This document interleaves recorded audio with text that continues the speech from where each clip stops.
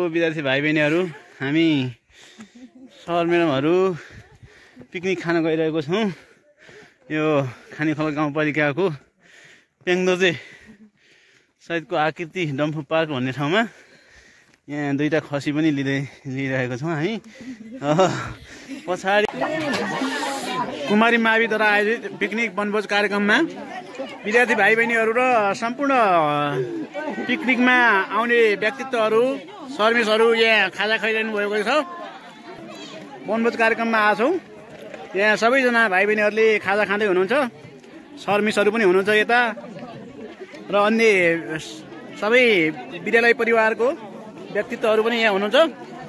यहाँ पहिलो चरणको ब्रेकफास्ट खाने काम भइरहेको छ।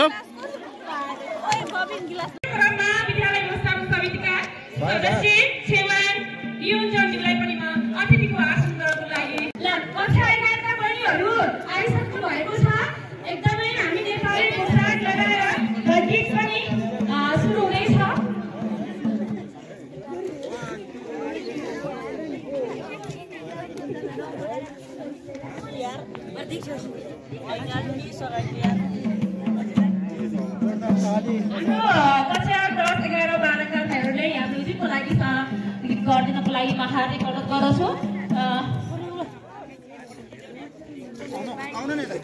माया गर्थे मैले उसलाई आफूलाई भन्दा माया गर्थे के थियो र म माथिको तिमीलाई टाढिँदैन कि हर खुसी तिमीले नै पटिँदै लग्यो मलाई आँसु दिएर।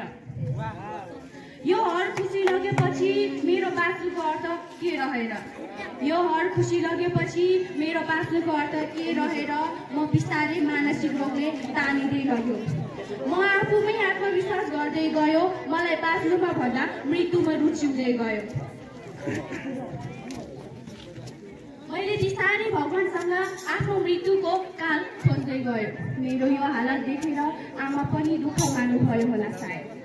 मैले बिस्तारै भगवानलाई भने, भगवान मेरो मृत्यु घटाइदिनुहोस् ताकि यो संसारबाट म चाँडै बिताओस्, ताकि म मेरो दुःखबाट चाँडै मुक्त होस्।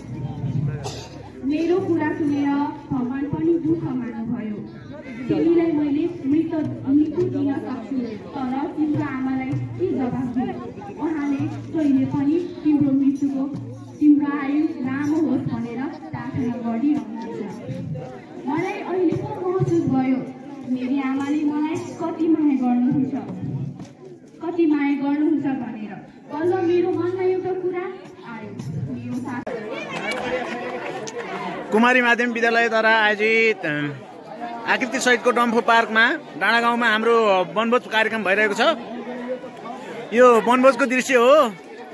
अब डिनर ब्रेकफास्ट पहिलो चरणको ब्रेकफास्ट सकिएर अब दोस्रो चरणको यो खाएर अब घरतिर लाग्ने कार्यक्रम हुने हो।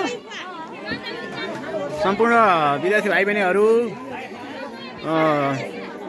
यहाँ कसैलाई खाना आइसकेको छ भने आउने क्रम जारी छ। विशिष्ट अतिथिहरू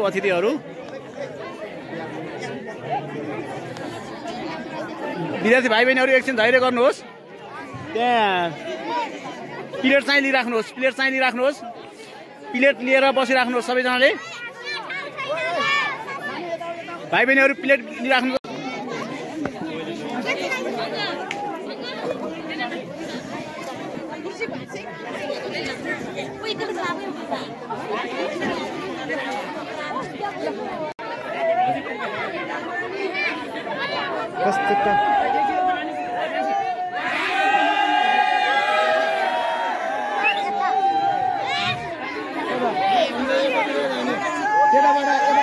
यताबाट हुन्छ।